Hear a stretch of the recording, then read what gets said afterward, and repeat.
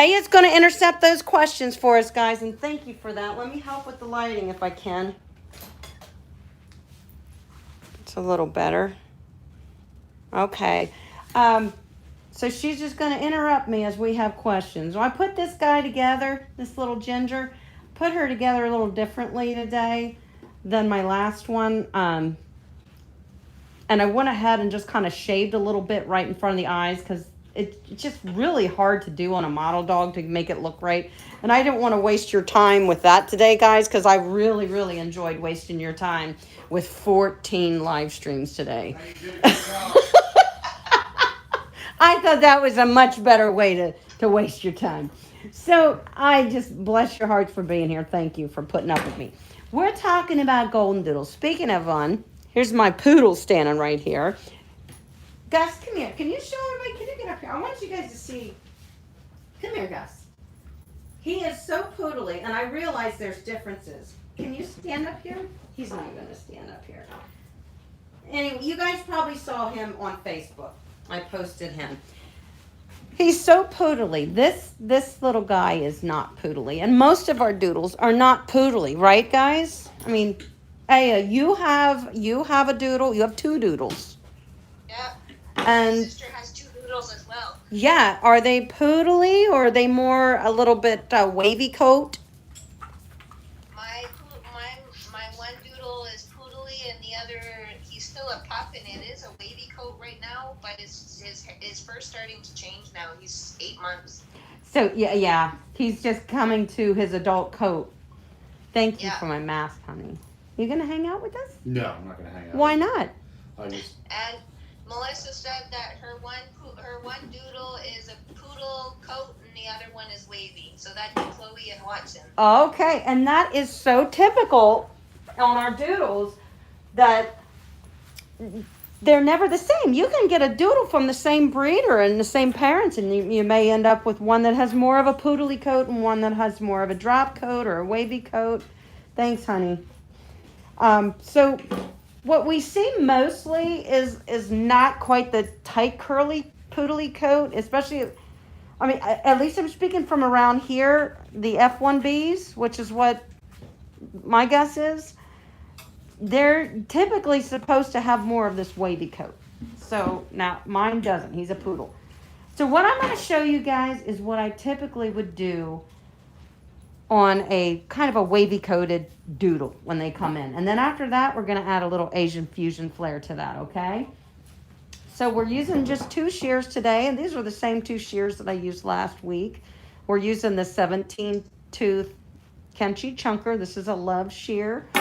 And this is their 5-star series. This is another Kimchi. I really like it, especially for this model dog. This curved shear is just perfect for this model dog. So what I would do, obviously, after the dog is brushed, bathed, brushed, and blow dried, and brushed again. So we have a perfectly prepared dog. And this guy has ears. You can see. He definitely has ears. So what most people like to see, and what they tell me is, I want to see a natural, I want him to look natural. And when they say that, I'm assuming they mean, I don't want anything to look scissored. I want it to look like it just naturally is kind of wispy, but yet it's not all in his eyes. And, so that's what they mean. So one way to achieve that is definitely to use your thinning shears as a scissor. So how you would scissor your doodle, you're going to do it with a thinning shear, and you might want to choose a pretty aggressive thinner shear for your doodle, because otherwise you're going to have to work harder to get it where you need to be. So what I'm going to do today with him when his first trim is I am going to attempt to do the whole thing with these chunkers, which is not out of the ordinary for me. I do that a lot. Are you still with me, Aya? Yeah, I'm here. Everything good? I have a question for you, Amy. For us beginners, yes. When we're doing our doodles or poodles, is a chunker a good thing to start off with, learn with? That's a great question. And I'm going to ask my beginner Amy self that. When I first learned to groom, I was afraid of thinning shears. because I wasn't sure how I was supposed to use them. And when I started using thinning shears more often, I started using them probably about 4 years into it. And I knew I could get a better finish with a thinner, but I still wasn't sure how to use them. And I kind of taught myself that the best way I like to use scissors, thinning shears, is to scissor instead of thin. So it's just as if I was using a scissor.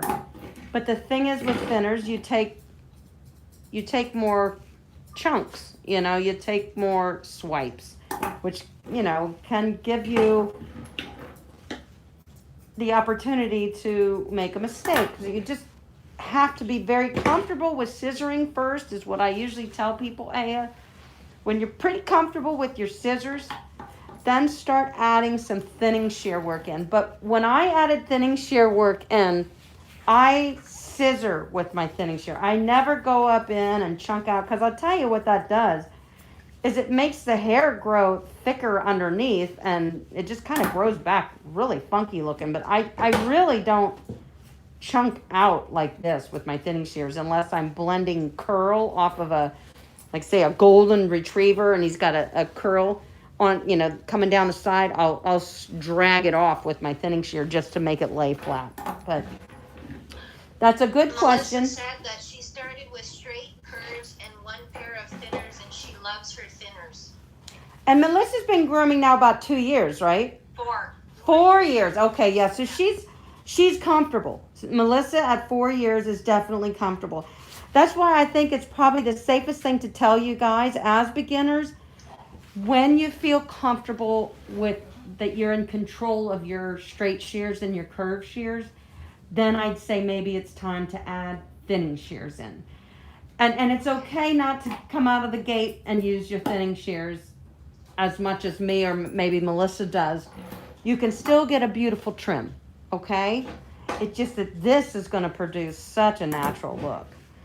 So Melissa said she's just getting comfortable with chunkers.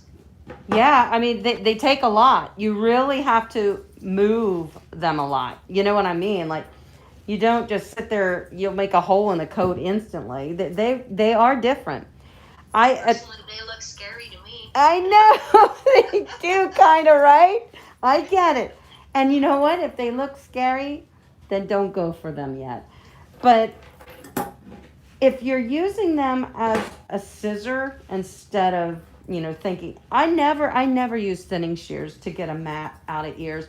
If there's a mat that I need to remove from a dog that's close to the skin, it will always be a 10 blade. I will never do anything other than a 10 blade, because you can easily misjudge where the mat, if the mat is so tight to the skin, you can misjudge that with a scissors or a thinning shear, and you can certainly cut a chunk of skin that you thought was a mat. So never take a mat out of a dog, guys, with anything other than a 10 blade.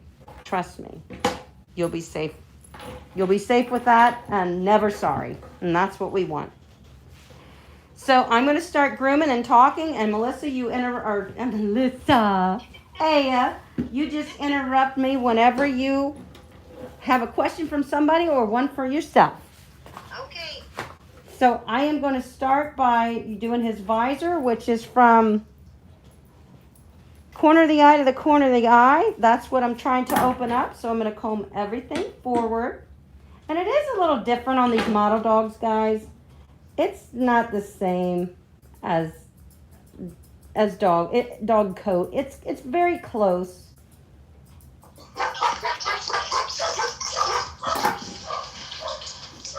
Sorry. That's okay. It sounds like somebody came in. No, my daughter came out of the shower. I startled him. So that's the first thing I would do on a doodle. Now notice I keep parting the hair down the muzzle. I gotta take this mask off. I'm sorry, but I can't breathe with it on. I cannot. I tried, Melissa. Forgive me.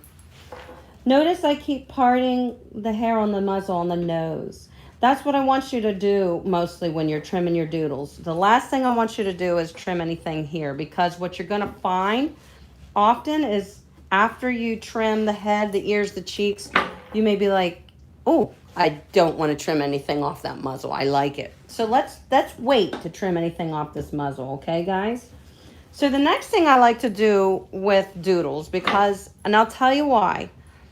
You guys have worked with them, or if you own any doodles, if this is left too thick and too long, and boy can it get thick right under that ear at the cheek, it mats almost every time. And I'll tell you why, because a lot of people don't think to lift that ear up and brush this regularly. And that's why it's just bulk. It's a bulk of hair, and it always gets matted. So what I like to do, and it actually helps define their ears a little bit, is I like to tighten that up a little. So let's comb the muzzle down, and let's fluff out the cheek. And I'm just going to come up and round in that cheek a little bit. Just thin it. See, I'm using my blenders in a scissor way. Like I'm scissoring, but I'm blending. So I just... Karen McCleary says these model dogs would be a great place to learn to use all shears. Absolutely. Because you don't have to worry about hurting the dog. And you know, this I bought in a kit. This is just the cheapest thing ever, but it doesn't matter. It does the job, you know. I can play around with it. I'm not on a time frame. So as a beginner, I think it's wonderful, especially so you can get comfortable with your shears. And the wigs are like $9.99 a piece. So I'm on my second wig, and it was not hard to replace the wig. It's easy. And then I have one more that we're going to groom together next week as well. And then I can buy more wigs. I already have the base, so I can buy more wigs and continue on. If I was a beginner, that would be so worth it. It just wasn't an option for me when I started, but I think it's great. So what we did, guys, can you see what we did with that cheek? It's not showing up as well on camera as I'd like. So we just kind of, we're holding the ear up, taking this shorter right in front of the ear.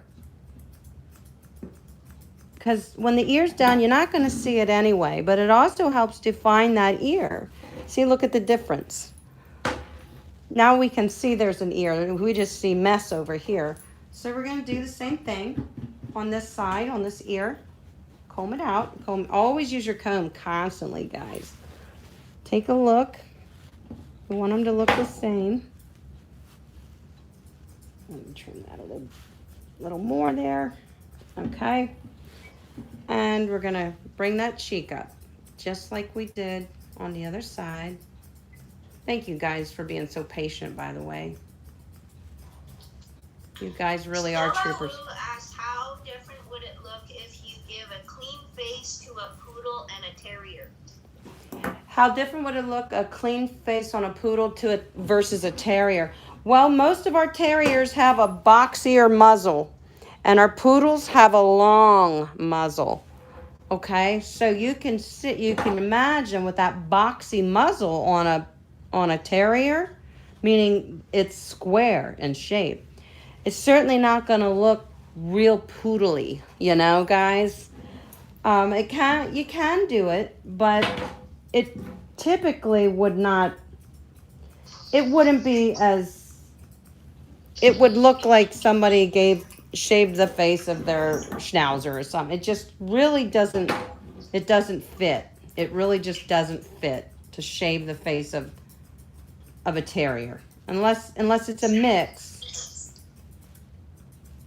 Okay, so there, but that's a good question, and that's a preference too. I mean, you can do it. Maybe you wouldn't shave it with a 10. Maybe you would just kind of take most of it off with a 7 or a 4 and scissor the rest.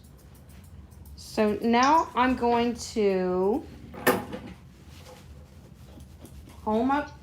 Now I want a dome from ear to ear. I don't want to separate his ears. We're going to do that in a minute when we do the Asian fusion. The more I think it looks good. So now what we're gonna do, I'm trying to do this so you guys can see, is shape a dome. And this is, remember, this is just a standard golden doodle trim. And there is no such thing as a golden doodle trim, remember guys? Because they're a mixed breed. So we do what kind of works good with their coat type and what keeps them from matting up. And like I said, if this guy had really airy hair and I left it too long up here, it's just gonna fall in his face in a matter of no time. So that wouldn't be much of a worthwhile haircut, right? So you gotta think about, hey, what's this gonna be like in 3 weeks or 4 weeks for the dog, you know? So this is a nice trim for a golden doodle because it still looks kind of natural. Maria Quintero asks, are you using chunkers or thinning shears? These are chunkers. They're 17 tooth chunker. Now back here, let's lift his ear up. And we're gonna round in this head. So I want to know where the base of the ear is. It is a little awkward on a model dog. So first I'm gonna comb everything down. I'm gonna hold up those ears and I'm going to just scissor so I know where the back of his head is. It's right there. Now we're gonna make a dome shape in the back of his head, which is just to continue to round that up. Right to the base of the back of this ear. This is the back of the ear. So I'm just making a round head. That's all.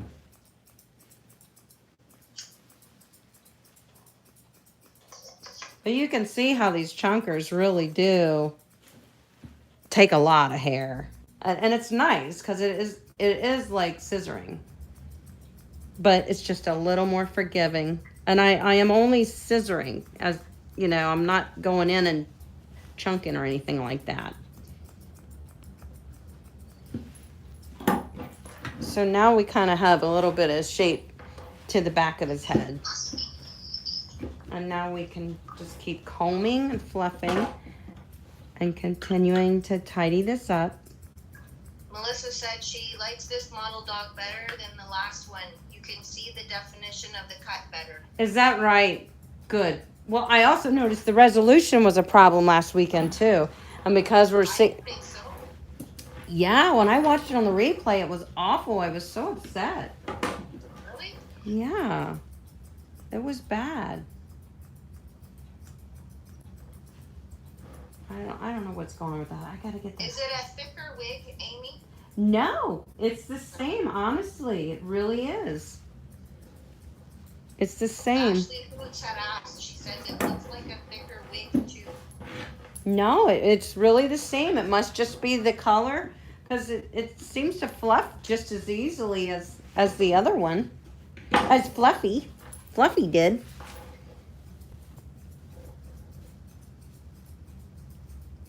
So we're just creating a dome from ear to ear. But remember, we thinned those cheeks. And I really think that is very important to do that on most all of my doodles because this is always matted. And if I leave it, it's just going to come back matted and I'm going to have to shave it. And I don't want to do that because then it really makes a different look, you know? I don't like it. Let's just fluff this guy a little more and finish up back here, and then we're going to move on to the muzzle. Let's see what we want to do there. I like the ears a little longer. See how his ears are longer than his head? I like that look on a doodle, but if you didn't, you could find the base of the ear, and you can always feel the ear leather. So you want to feel where your dog's ear leather is, put your thumb protecting it. And that could tell you how short you could go if you wanted to. If you want me to, in a little bit, I can shorten those ears for you guys. Just to show you how to do that. All right, so that's pretty much tidied up. Just I really do like this blending shear. This is the Kenchi Love 17 tooth, and I really do like it. I've been using it constantly. I hand scissored Gus's legs yesterday only with this chunkin shears. And he's got a poodly coat. And I only use these chunker shears other than around his feet. Then I used regular shears. Okay, so now I think we're about ready to move onto that muzzle. It is kind of fun, guys, because you can just totally take your time with the model dog. I really like it. I mean, even just to play around with something that I wouldn't usually do, it's nice to just take the time and be able to mess around with something and not know if it's going to look okay or not, you know? I kind of like having that option. All right. Here's our little ginger. All right. So now we have this full muzzle. You just tidy up these eyes a little better for you. It's hard to see the eyes on these model dogs because it's just not, it's not the same as a real dog. Let me see if I can. Raquel Grant asked, could I pull this style off with Miles, with his hair being not quite as thicker and fuller as an F1B? Yeah, I think you could, Raquel, because he has this wispy. If he can grow some muzzle, I know it's hard for him to grow a lot of hair on his legs, but if he can grow a little muzzle, maybe not even this much muzzle, yeah, he has this wispy kind of coat. And you can always modify it a little more, make this a little shorter than I did, and then just dome it into the ears. If that's, you know, the best that he's going to be able to grow his coat for you. But yeah, sure, this would work great on Miles. All right, so just going to look and see if it's somewhat even. It's kind of, for some reason, it's really hard for me to get these model dogs looking normal. Melissa asked, do many of your clients have doodles allow you to poodle them? So many owners are terrified of the poodle look. I have one doodle client who likes the clean face and lets me poodle him.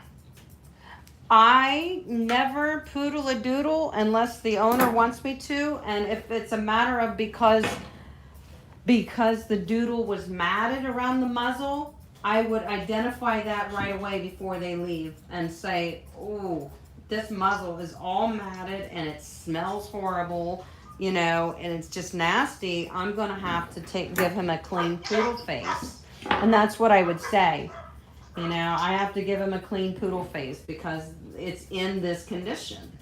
But I never poodle doodles without their permission because some people just hate to see that poodly face. Even though the dog may have just the most nasty, matted mess here. And if it's seriously matted, there's nothing I can do but to clean it off and shave it. And that's the best thing to do. And I just tell them that, you know, if they don't like it, I say, well, I'm sorry, but, you know, look at the condition you brought me the dog in. That's when I don't have any problem saying, you didn't do your job. I can't fix it, you know. Laura Heath asked, is there a difference between the Kenchi Love Chunkers and the Kenchi Scorpion Chunkers? I never used the Scorpion Chunkers, but I would take a look at how many teeth. This is this an 8-inch? I think that this would say, so it would matter how big the shank is, or the blade cutting edge. If this is an 8-inch and this are only 17 teeth, and let's say the Scorpion Chunker is an 8-inch and it has 30 teeth, then obviously that one is going to take less hair than this one. So it matters how many teeth are on here and how long the blade is. So the only way you can compare it is to say how long that Scorpion Chunker is and how many teeth are on it as compared to this is like, I think this is an 8-inch chunker with 17 teeth. So that's how you determine. Plus, you can always call Kenshi, guys. If you're not sure, you can call them and ask them that very specific question, and they know the answer. I guarantee it. Because they know their shears. Karen asks, are chunkers better than blenders, smaller teeth on a Bichon? Let's see. Smaller teeth chunkers. Are chunkers better than thinners with less teeth on a Bichon? The only thing about this is it's just going to take more hair. It's blending nicely, as you can see. But it's going to take, it's definitely going to take more hair. And unless you're prepared to, I can never do the eyes right on these things. Unless you're prepared for this type of aggressive shear, then it may cause you to make a lot of mistakes. Blending shears are nice because you do have to, it's much more subtle. So, but in other words, if I wanted to do this head like I'm doing with a blending shear, I would have been at it a lot longer and I would have fatigued my thumb and my wrist. So you got to realize if you're looking to take an aggressive amount, you need an aggressive shear. And if you're looking to just blend and you know, soften, so to speak, then you would want something with a lot more teeth. So now, our doodle, you guys, if you have questions, keep going. I will continue on here. I have an Anna that said, hi Amy, Anna from Sweden here. Today I got my first customer. She booked for next week. I'm so nervous. It's a Portuguese water dog. Any tips for me? Oh, well, first of all, congratulations and hello from Sweden. I'm so proud of you, girl. First groom, of course you're nervous. You would be nervous no matter what dog you were grooming, whether it was a Porty or a Poodle. I would imagine you've studied the Porty trim, even if it's just in a book, you know, and figure out what is the characteristics that makes that Porty head. The body, we're talking about a pet trim, so the body of the Porty, you know, just do a snap-on comb, a guard comb that's comfortable to a length that they can maintain. If the Porty comes in pretty matted and a mess, and definitely assess that dog before you let the owner leave, just in the waiting room. And feel, if you're feeling a lot of mats in there, you're never going to get through it, especially as a beginner. So say, my goodness, I think I'm really going to have to either use a 5 or a 7 just to get the body and the leg hair off, because I can't put this dog through dematting and stuff. And if they say they don't, you know, oh, well, I don't want him short or whatever, you are the professional. You tell them, I'm sorry, I'm telling you this is what we have to do. This is the humane thing to do because the dog's coat is in a nasty way, and I'm not going to put him through something horrible just so he can mat up again. The Porty head is very specific, and it's similar to kind of what we did last week, where the head and the ears and the cheeks are all one, but the muzzle's a little shorter on a Porty. So this you would take in a bit on a Porty. But this is all full, this is full, and the ears kind of just come right to the head, the ears are, and the muzzle are one assembly on a Porty. Okay, if that makes sense. Melissa sent you a super chat. Said, thank you, Amy, you're the best. Melissa, thank you, honey. I appreciate that. You're the best. I hope we're learning a lot here. I think we are. I'm so sorry it's went haywire in the beginning, but we're still here, guys, and we're still learning. So as far as that Porty trim goes, I think that was Anna's question. To study that head trim, you know, go look online. There's plenty of illustrations that'll show you how you're supposed to cut the head. Focus on the head trim and just trim the body and the legs to suit the pet's needs. If the pet's very active and gets dirty or muddy a lot, he's not going to want to have a lot of coat because it's going to be messy, stinky, and dirty all the time. So you just have to talk to the owner about that. But the head, try to make the head look like a Porty.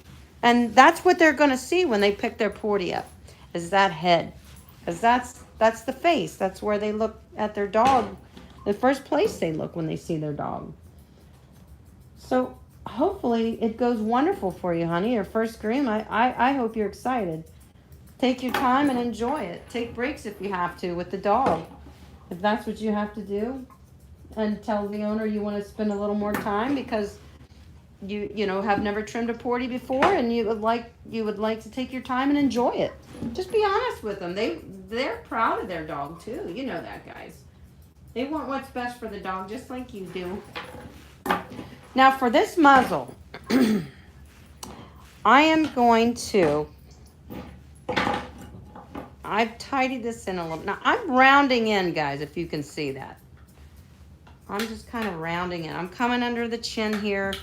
Like if this dog could move his head up like normally we would tilt a dog's head up, that's what I would be doing. And I'm just tidying up where I did my body length and the head assembly. Is there another question, Aya? Not right now. Okay. I don't want to just keep talking and stealing the show. Sharon said she loves the way you're grooming that head. You do? Thanks, Sharon. I like it too. And I don't know if it is this red color, but I think it looks really nice. And I think that whenever I get a red or a rust or an apricot colored poodle, I always think they look more beautiful than anything. So maybe it's this color. I don't know.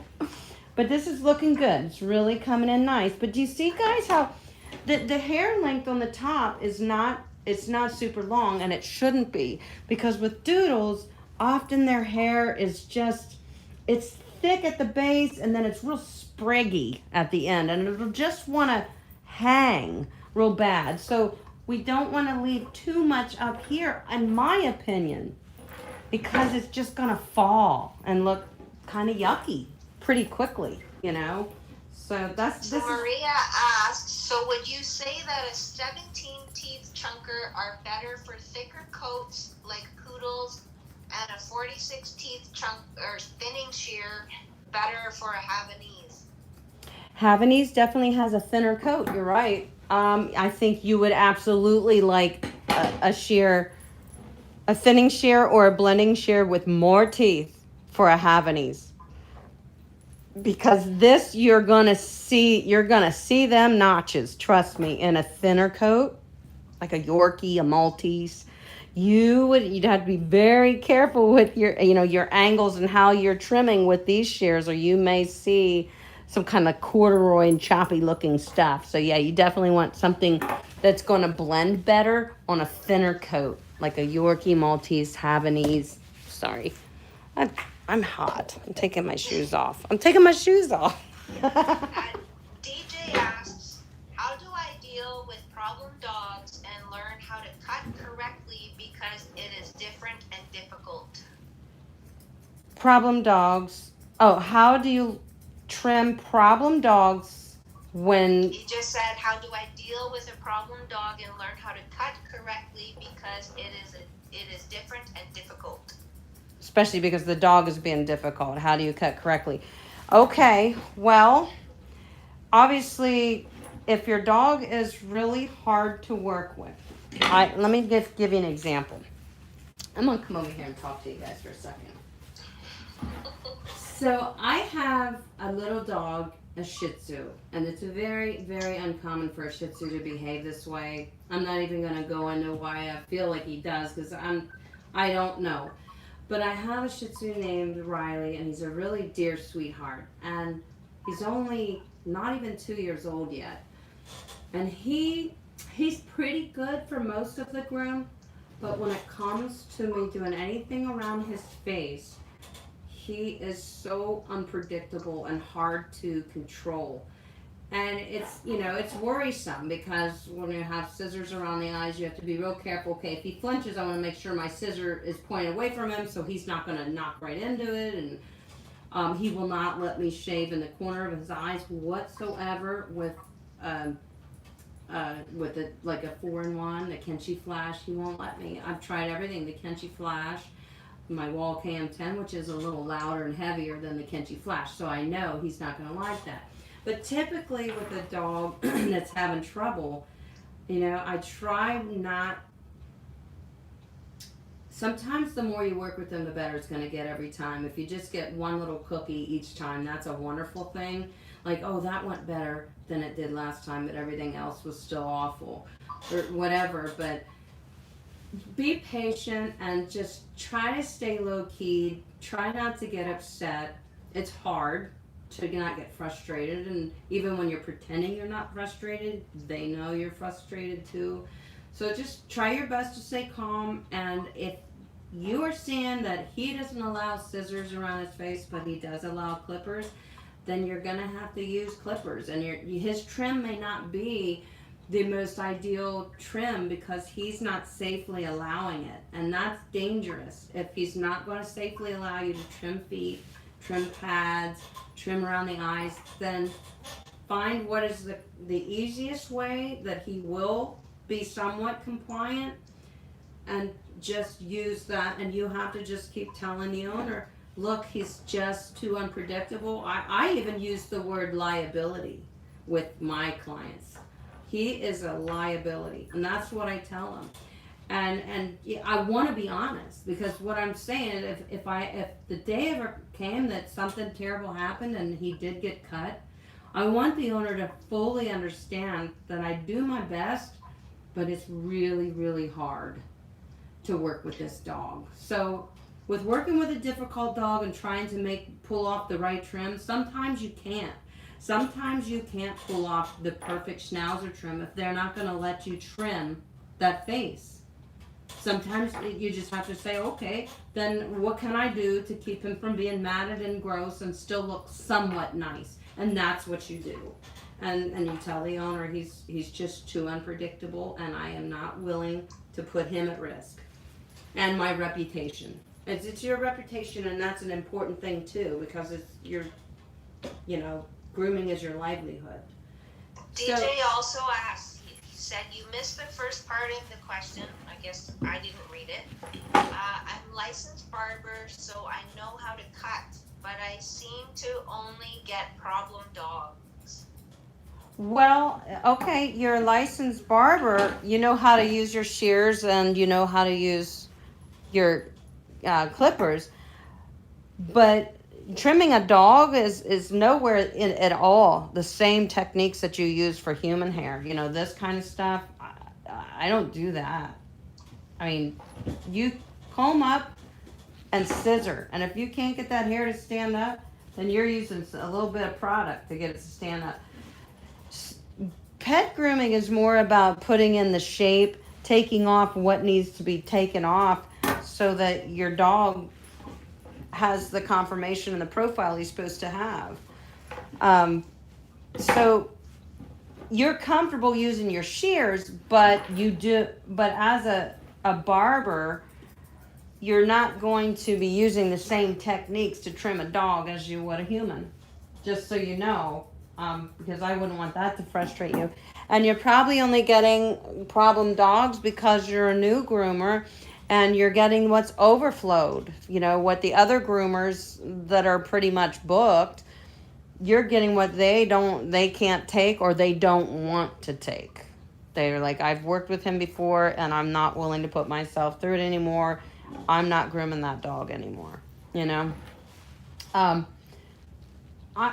will honestly say, my friend, that I had to groom a lot of dogs in the beginning when my skills weren't even quite up to par where I wanted them to be. But I did do a lot of difficult dogs because I was new to grooming, and people tend to feel that, that groomer's going to be cheaper because they're new. So I don't usually ever get my dog groomed, but now I'm going to take him to get him groomed because that groomer will be cheaper, and which is nonsense. We're not going to cut our prices down because we're new. Is that what I have to look forward to? Well, telling you guys, you have to have a backbone. I give you guys a lot of advice about knowing what you're worth and charging what you're worth as well. And I think that's really important. And I realize that not everybody's going to put the perfect head trim on or get those legs perfectly symmetrically even when they're first learning to groom, but they still went through all that work, and you're still going to improve with every groom. So the next time you groom that Bichon, it will look a little better. The next time you groom that Bichon, it will look a little better. But you're putting in a lot of work as a groomer. You're still brushing out the dog, bathing the dog, clipping the nails, cleaning the ears, fluff drying the dog. I mean, I'm prepping a dog for almost an hour before I even trim it. So that's work. And it's important to do the skin and coat care. That is part of grooming. A lot of pet owners think grooming is the haircut. Grooming is the whole thing. Skin and coat care is a big reason why that dog is there, whether the pet owner wants to realize it or not. The dog's skin and coat care needs need to be met. You need to prep that coat right. So that's a lot of work right out of the gate on every dog. Maybe your hair cutting ability isn't beautiful, but you still did all that prep work and that hard work on the dog before you gave it the trim. So as a beginner, guys, I would charge a little less out of the gate to forgive mistakes if you make them. Like, say, you know, the one leg isn't even, doesn't line up with the other leg or whatever, you know, or one ear's shorter than the other or whatever. It's not perfect. Maybe a little bit of a discount, not much, because there's a lot of work in grooming, and you deserve to get paid for it, and it's work. I mean, physical work. So your clients are going to have to understand that you're going to improve. I'm not sure if I'm saying the name right, but Muzzle. Mm-hmm. Hi, Amy. What are your comb recommendations? I've seen that you have a comb for the bath, a copper comb, and an Andes comb that you link. I've bought cheap combs and they fell apart within weeks. Oh, okay. Well, I like that Andes comb. I think it's only like $8 or $9. That's a good comb. You really just want a metal comb. The metal comb is anti-static. A lot of them are anti-static, which is nice. Meaning when you're fluffing your dog, it's not going to, he's not going to get the frizz thing going on. Also, all your combs are going to have a really fine edge and a coarse edge. Not all of them. Most of them will. I tend to, when I'm scissoring, I use the coarse edge, not the fine edge. I use the fine edge around the eyes to comb out any loose hairs that I'm having trouble, getting to pop out so I can scissor them off or whatever. But I mostly use this side when I'm scissoring.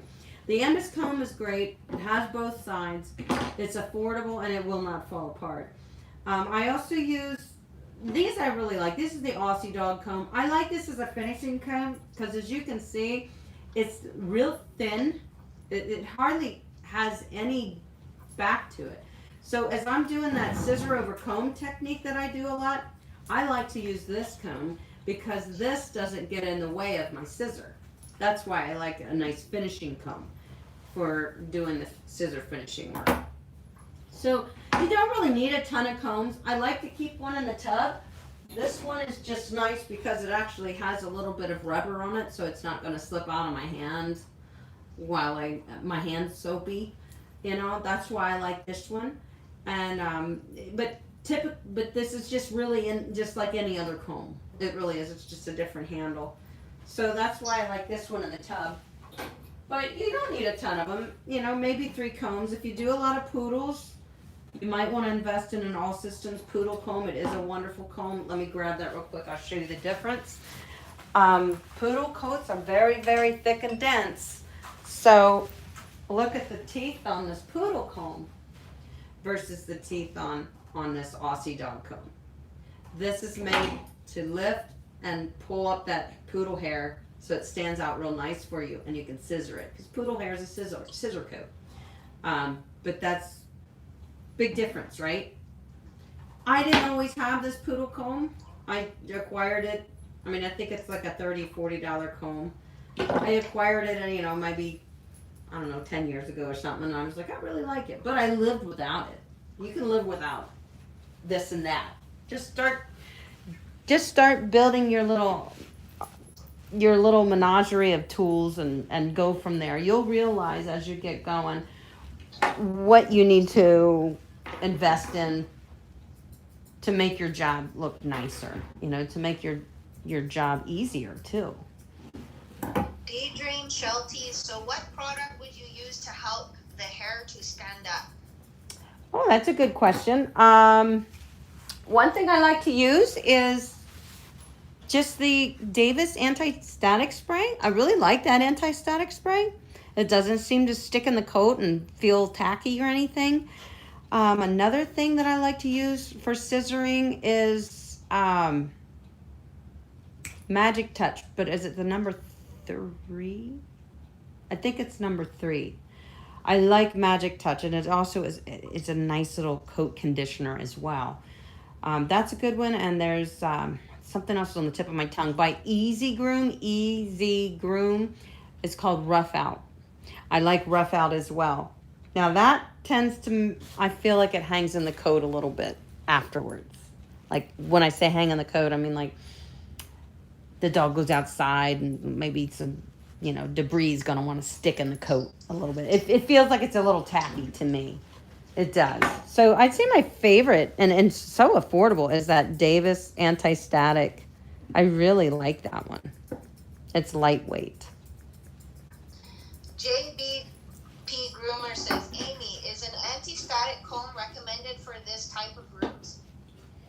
You want something that most of your metal combs are anti-static.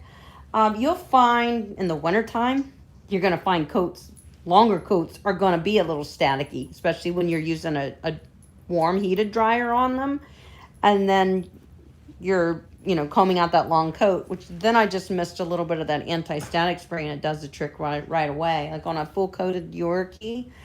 But most of the time, static is not a problem with these metal combs. None of them ever seem to be a real problem, especially because I use conditioner. I'd say if you didn't condition, you maybe would see a lot more static, but conditioner has to help with that because I never really notice any problems with static unless it's a full coated Yorkie. I've seen that. And in the winter when the heat's on, they tend to get a little statically charged, their coat. And Daydream Shelties, so what products do you use to help the hair stand up when scissoring?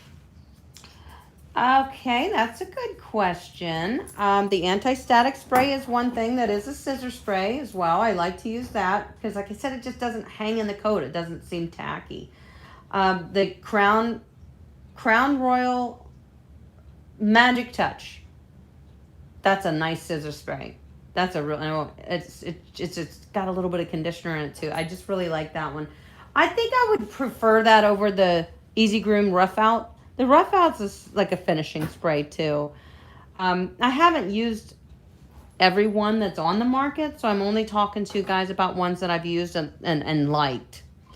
Trying to think of some I didn't like. Bark to Basics has one, anti-static spray. I did not like theirs, and I like a lot of their other products, but I did not like Bark to Basics anti-static spray, and that's okay. You know, we can't have favorites on, you know, I don't have an across the line anything by these people. That's all I'm going to use. You know, I use products from all different makers and have my favorites.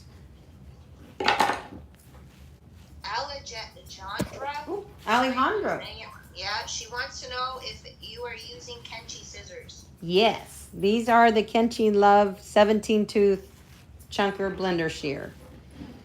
So on a doodle, guys, before I whack off this, I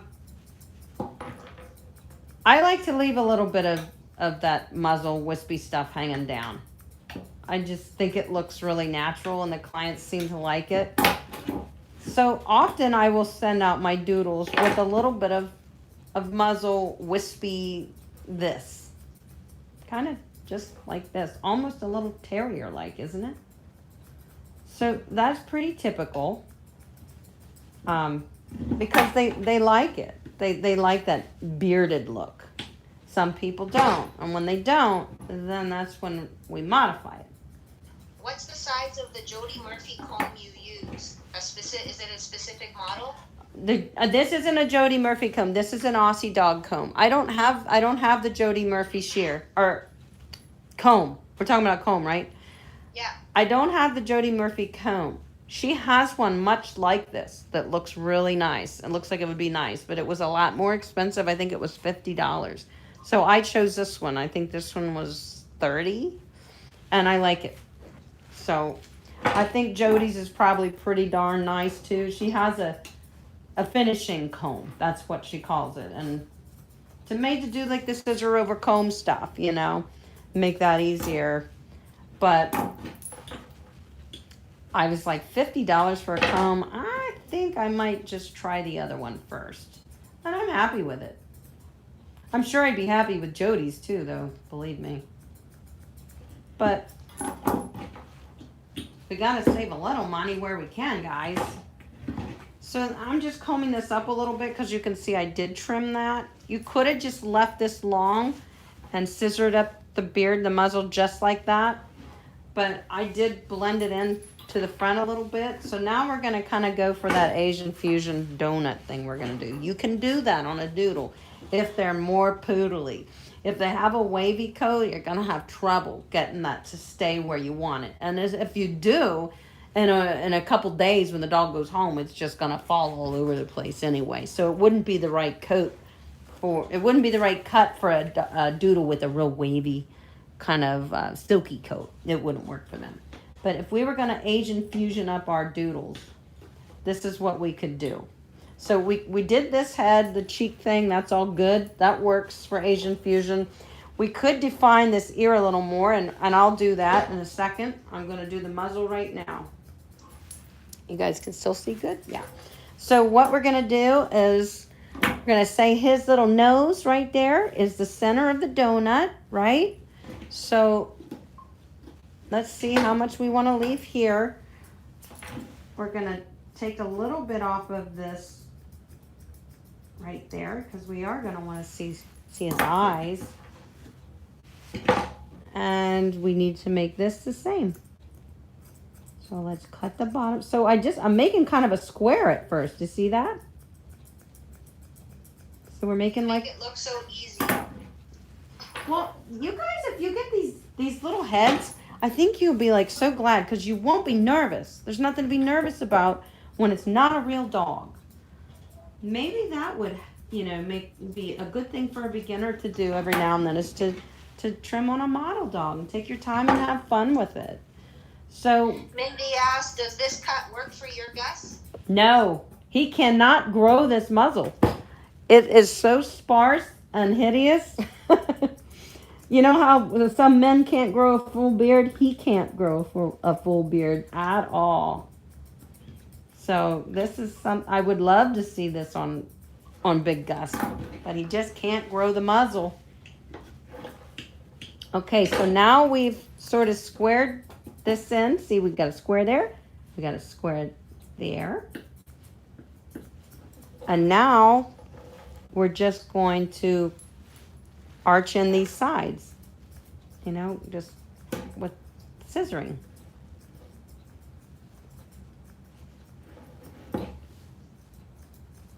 It's easy to do it that way, guys, if you make a square, you know, your sides there, your side, your bottom, your top, and then you just round in that donut. And you can make the donut as exaggerated or tight as you want to. I can't get to him right without moving him away from you guys.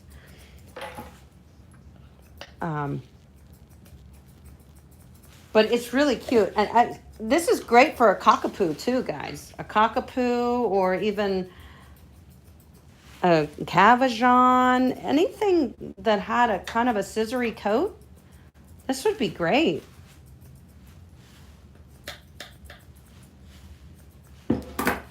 And of course, you would be able to see his eyes much better than we can here on Ginger because these model dogs, I just can't get the eyes trimmed out enough. I certainly don't have any problem on a real dog, but I do on these model dogs. I don't know why. It's just... Are a lot of people there, Amy, asking asking for the Asian fusion styles? Not my clients. They don't even really know what it is. A lot of my clients, if I talk to them about doing something different, they're willing to. But another problem that I have with many of my clients around here is they just don't want to have to maintain anything in between. And I respect that. They're being honest. They're like, I'm not very good at brushing and she doesn't like it when I brush her, so I don't want to brush her because she gets mad at me.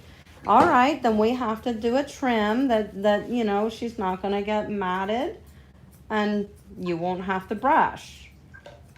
And then you're also going to have to bring her in every 5 to 6 weeks. And they agree to that because we're a team. So what do you guys think of this little ginger so far? I love the full ears though. Isn't that cute? It's those long fluffy ears. So obviously we could shorten up the ears too. That's another thing that we could do. And I also wanted to show you something we can do with the top of this ear. DJ asked, how much does an Asian fusion cost versus a regular groom? I don't even do it really, but I would say as a groomer, you should really consider your time is money.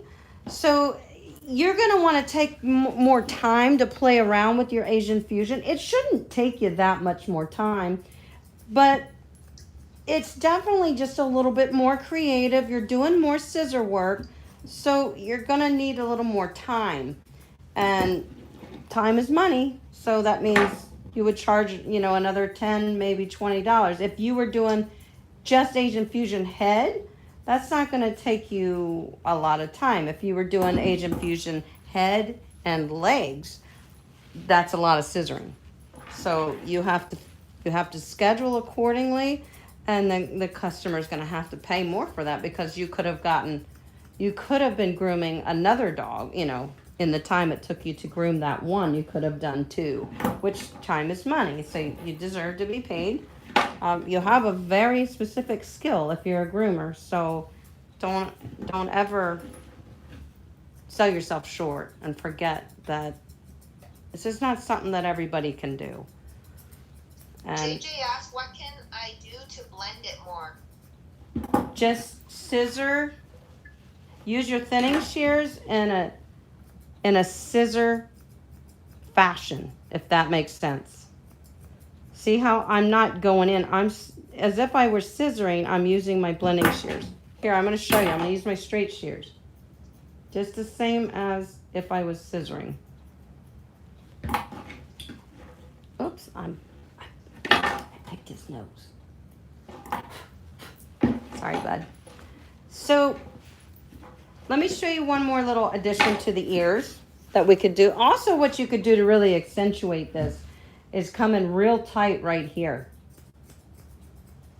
Come in, just to accentuate that donut, you could come in a little tighter on the cheek there. And it's just, you know, or we could have really left that donut wider and accentuated that. So it's all about like just the Asian fusion stuff is just over exaggerated, you know, kind of like Cindy Lou Who and Whoville. It looks poofy. It poofy, yeah. So what we're gonna do over his ears right now is, again, right at the corner of that eye set. So let's say if he was a poodle and we shaved a poodle face, we would come right back from the corner of the eye back to the corner, the front corner of the ear. Oh, I got that hair at my nose. Now we're going to come in with a straight shear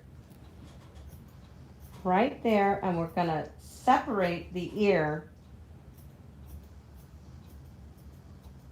from the head. All right. And this is just going to accentuate that. So again, well, this is a curved shear. I said straight. I'm sorry. My bad. I lied. Now we're going to dome this from here up only into the top of the head. And this little bitty modification changed the look a little bit. And then with your thinners down, I'm right-handed, so I have to come over here. Thinners Melissa, down. Amy, do you work alone or do you have a bather? I work alone now. I used to have many bathers. I went through a lot of bathers. But I just do one dog at a time. And I like it that way. Oops. So that's kind of cool. I do this a lot on different dogs. So look at the difference between the ears. It's subtle, but it's cute. Instead of going all the way, a dome all the way up from ear to the top of the head, we just put a little notch in there. Now I'm going to take my curves and switch them around. See, I was using them this way on this side. Now we're going to flip them this way. And I'm going to do the same thing. Right over the top of that ear, we're just making a little ridge.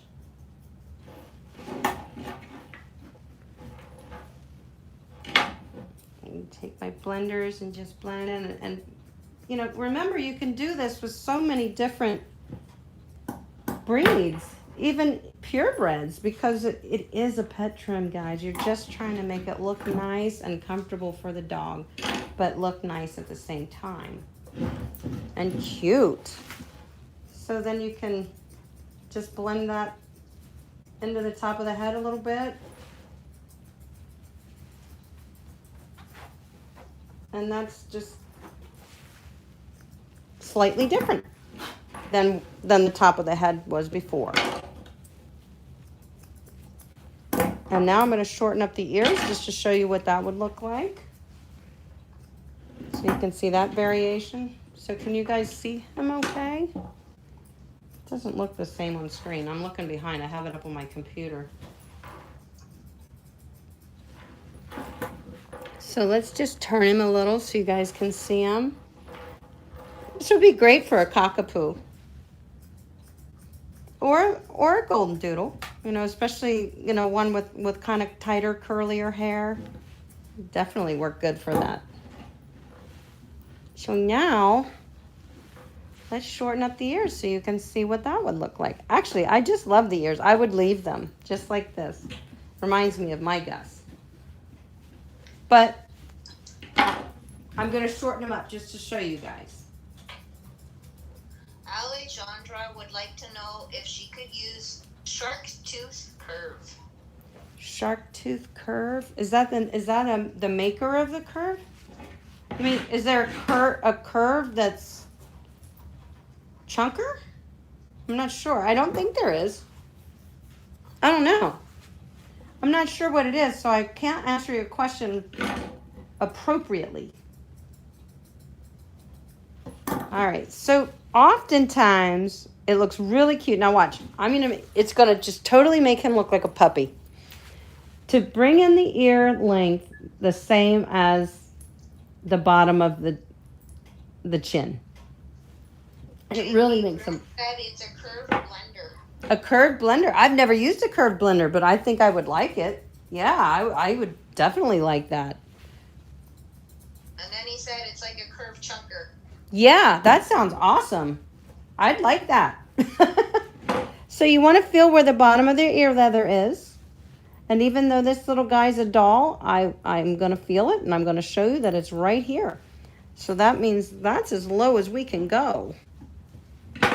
So I'm just going to make a little notch just to give me an idea so I know I'm not going to hit it. And I'm going to use my curves and hold them straight. And have your dog looking straight, not down, not up. And we're just going to shorten these ears up. And sometimes your clients will ask you, hey, will you shorten those ears up, make him look like a puppy again? And that's kind of what they mean, is bringing the ear up to the bottom of the muzzle. So you can see now the difference, right? I'll show you how they look side by side. And you can use your thinner down here to just blend. If you had any scissor marks, you can just blend them right off with a blender, a thinner, a chunker, whatever you choose to use. And That would be the difference between a long ear and a short ear. So now, we're gonna come around and do the same thing. So remember how I showed you how we trim the length of, we get the ears the same length? I'm gonna try to do this without being in your way. All right, I have to come over here. The bottom of this ear comes straight over, put a notch in this hair so you know they're the same. And once you put that notch in,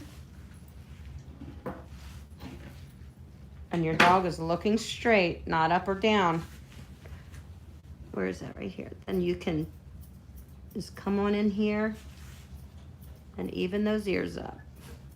Sharon says, Amy, this is enjoyable. Aw, thanks, Sharon. I'm enjoying it too. I love just grooming and talking. I love talking to you guys when I'm grooming. This is fun. If it was on a real dog, I wouldn't be as comfortable. See, that's the thing. When I'm working with a live dog, I'm more concerned. So me having to worry about answering any questions or are you talking to people, I would be already worried about how the dog is feeling. What's the dog feeling right now, you know? And it would be distracting. It's very easy to do this live on a model dog. So we may do more of this stuff. So now we have a shorter ear. More like a puppy. And I'm just going to touch it. JBP Groomer says that notch thing is so helpful, Amy. Thanks. Oh, I'm glad. I hope you guys use it. It does. Forever I fought with how do I get these ears to be even? And that's the best thing that I can figure out that's pretty accurate every time. All right. Andrew asks, is there a trick to get the dog to remain looking straight instead of at the floor? Yes. Yes, great question because many people are going to benefit from that. Let me just even up these ears in the back. Okay. Okay, that is a wonderful question. Trick to keeping your dog from looking at the floor. First of all, I always hold them under their chin and on top of their nose, not too tight, but I hold them like this when I'm trimming them. If I want them to look down, then I'm using that as my little steering wheel. And I'll tilt the head down and trim the top of the head. If I want them to look up so I can trim under here, I hold them right here and I tip them up. If I need to trim around here and they keep looking down, then that's when you have to put them on a groomer's helper, grooming lead, and put it right under their jaw, not on their trachea, right under their jaw and up, pulling their chin straight. And don't leave any slack in the lead. So they're fine. And then you can hook them to the front of the groomer's helper to pull that down away from the trachea area. And when you have them hooked up in a groomer's helper like that, and it's hooked up properly, that it's right under the jaw, right under that jawbone of the dog. You can feel it. And it's holding that head straight up. They will stand nicely. And keep your hand back here under their abdomen, under their privates, so to speak, from behind them. If they want to sit a lot, I'll have my hand under them like that and scissoring them with my other hand because I'm letting them know by keeping my hands on them and they're standing straight this way that I don't, if they start moving, I get a little pressure on them and it reminds them, oh, whoa, okay. She said, nope. She said, nope. But those are my techniques for handling them. And most dogs are very compliant with those techniques. And it works just fine usually. Some dogs are hard to reach. Room Girl Bruno asks, where did you purchase the model dog heads from? I got these from Ryan's Pet Supplies. And I'm not sure if that's only in the U.S. that you can purchase from Ryan's. I got them within about 5 days too, so the shipping was pretty impressive. But they're here in the States where I am. So I did see one on Amazon was a little bit more pricey. I think I paid like $52 that included shipping for this guy, which was the mannequin head, and 3 wigs. And it also comes with different eyes and nose. You notice that this dog has a different nose than Fluffy had the other day? So cute.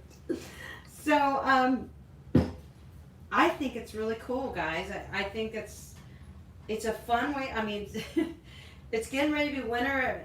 Aya, you're already cooped up from the snow. You know, have fun sometime. You and your stepdaughter, trim a model dog. Well, Melissa just said, to answer your question earlier, Amy, if weather permits, I'll be going over to Aya's on Sunday for a visit, and it's going to be a teaching session. I've got to hear about this. So does that mean that you're going to groom your dogs, Aya? Yeah, probably. Good. That's good. You've got 2 doodles. That's perfect. You'll get all the practice you need with those. Oh, yeah. Is there any more questions, honey? JVP Groomer, Amy, do you know if there are model dogs on Amazon? I need them shipped in, where is he? I can't even say that, Amy. Ureguay, and I thought my name was hard to say. No, okay, so it sounds like he needs them in another country. Yeah. I know that Amazon has different, like Aya, Amazon has Amazon CA, right? Yes, but there's a lot of sites actually that my sister has sent to me, Melissa, that Amazon here in Canada, a lot of the prices on Amazon are really, really expensive. I think there was, Melissa, if you can find and maybe put it up there for anybody looking for Canadians for the Canada website where you had found the model dogs. Oh, she did find them in Canada. Yeah, she did, but it's not on Amazon. I think it was a bit cheaper off of It was a pet supply. It was a grooming supply place, probably. Yes, it was. And I think if maybe she could post it, and if there is any other ones here from Canada. Oh, we do have a lot of people from Canada. That would be awesome. Very helpful. And it's true. And see, that's what I found too when I was looking for this model dog. I first went to Amazon to see what the offerings were and what my choices were, if they had different styles and stuff like that. And they had this and that on Amazon, but they didn't have a lot on Amazon. So then I started going to the places where I buy my supplies from, and Ryan Pet Supply had them. And there's also a maker, and I think that might be more in the UK, that's called Opawz. I think it's OPAWZ. And they make a model dog, just the head or the full dog if you want, and replacement wigs. And there was one other manufacturer of them that I noticed. I can't remember, but I ended up just going to Ryan's, which is, that's where I order some of my pet supplies, or have in the past. I typically go to Groomer's Choice right now. I really am happy with them. They have everything I need. And they must have a warehouse real close to me because I get my stuff the next day, which is really nice. Karen asked, can you use products to stand hair up first before cutting? Oh, yeah. Yeah, let me show you. Let me grab a few. We talked about the anti-static spray earlier, guys. I'm going to grab a couple of them right here while I'm over here. So, let me get my water out of here so I don't spray it in there. But this is one of my favorites, the anti-static spray. This is made by Davis. It's very affordable, very nice, and a little bit goes a long way. You don't need much. So what you would do, and it is a finishing spray too. See, it says Scissoring Aid. You guys see that?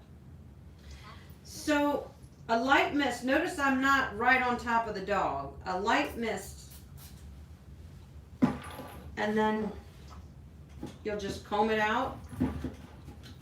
And it also helps with static, which is nice. This here scissor spray, and it really holds the hair up nicely. Now I can see how much I need to trim off of little Ginger again. But the other one I wanted to show you is made by Easy Groom, and this is called Rough Out. And I've used this before.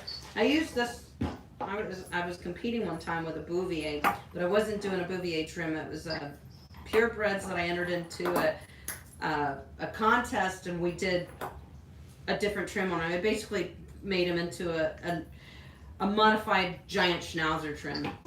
And I used the rough out on him, and I did notice that it worked good in his coat because he's a Bouvier coat, which is kind of like some Goldendoodles, like Miles' coat. It's not a real heavy, thick Goldendoodle coat, but it's kind of like a Bouvier coat. And I noticed this stuff worked really nice in his coat. But this smells amazing, I'll tell you that.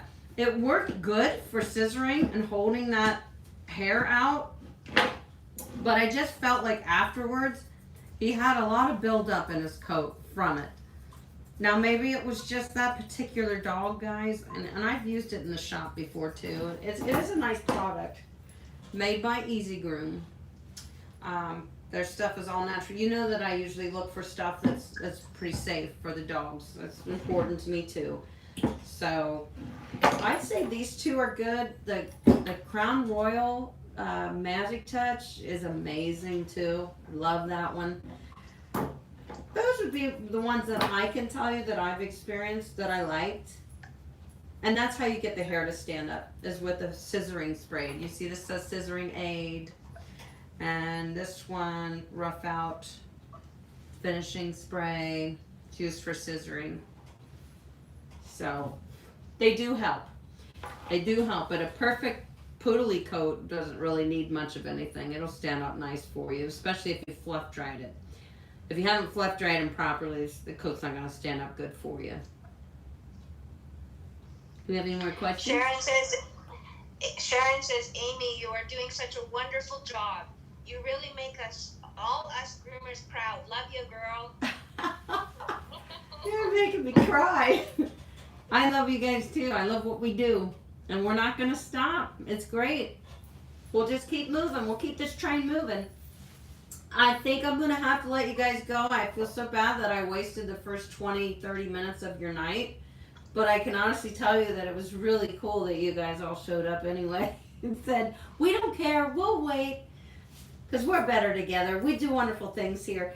I hope you guys learned a few simple little tricks about trimming. You know, like I said, you can add this to so many different breeds. Purebred or mixed breed, it doesn't matter. Different characteristics of this trim, even if it's the ear set, if it's the donut muzzle, if it's how to do the top of the head. Take little bits from everything and you'll find ways to apply it to different trims. Trust me, all you people, even you beginners, you know, you'll say, oh, that would apply to this type of breed. You know, I learned that the other day watching Amy groom or whatever. Just keep doing what you're doing, guys. Aya, just keep doing it. I know you get nervous. We all got nervous. But just be honest with your clients and say, I'm new, but, you know, I'm very, very passionate and very dedicated to the safety of the dog and want to do the right thing, you know? So. Terry J just sent you a super chat. Thank you for your time and talent. Thank you, Terry. I wish I could hit the button. I'm so sorry. I have got to figure this stuff out. This is nuts. I was so excited for tonight's live stream. I had everything set up perfectly. And it turned out okay. The important thing was that you guys could see. That's what matters to me. But I want these videos to stay out there and help other people after tonight. And that's where it gets a little disappointing when the live streams get hammered. Then I'm like, well, it may not add value to other people.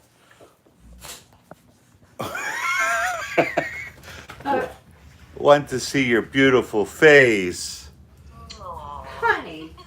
I still can't see your face. Oh, that's on a delay. It's on delay. On a delay. Let's wait for it. Well, Aya, since you were helping me with our chat, and I really appreciate it, and you are a new groomer, do you have any more questions that I can answer for you? I think I'm good, but I'll make it interesting when Melissa comes on Sunday, like we said, weather permitting.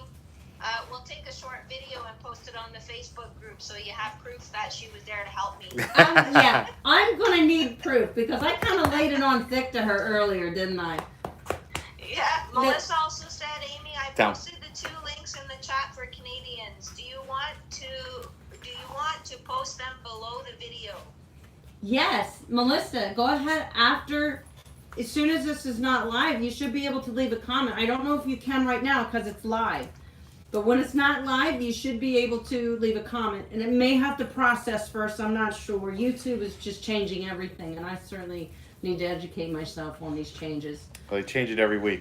They do. And it ends up being good in the long run. But it's just as soon as you get comfortable with it and understand it, it changes. And then you're like, well, I don't know where that setting is anymore. And, you know, oh. So we got work to do this week, hubby. We have to figure it out for next week. You got to help me. All right. Well, I would appreciate it if you would send me some post that up on our Facebook Groom Aya. I would love to see you and Melissa in action, and I would love to see you grooming your golden doodles. So we all would. And guys, if you haven't joined that Facebook private group, there's a link in the description of this video. Please join us there. It's a wonderful group. We share all kinds of great information. So please do yourself a favor and join us there. And I will see you all next Monday live from the grooming table. We have one more wig to do, so, and it's a white one. Now, I know you're thinking white, well, I've got to do a Bichon. I already did a Bichon. I think it's something else. Maybe I have to do something really creative with the Asian fusion stuff. Like they even do a little bit of color. You know, I'm not going to stand here and color it, but maybe I could do a little airbrushing or spray a little bit of something. And they put just all different kinds of embellishments on these dogs sometimes when they do Asian fusion trims. I'll see what I think I can pull off and would be good for you guys at the same time. So I'll come up with something. We're going to do that white one. And whoever would like to help us in the chat like Aya and Raquel have last week and this week, just email me if any of you would like to be our little question receptor. It was certainly helpful to have somebody asking me the questions while I'm grooming. And I also do want to say that Raquel is making those tub leashes. I know in our private Facebook group, everybody's like, where can I get one? Where can I get one? Raquel is making them, and she sells them very reasonable, and she does a very good job. I linked her email address in the description of this video, and you can hit her up for, she's making small, medium, and larges. She can only ship in the United States right now, guys. That may change, but right now it's just the U.S., especially with the way shipping is and stuff, and everything is getting held up.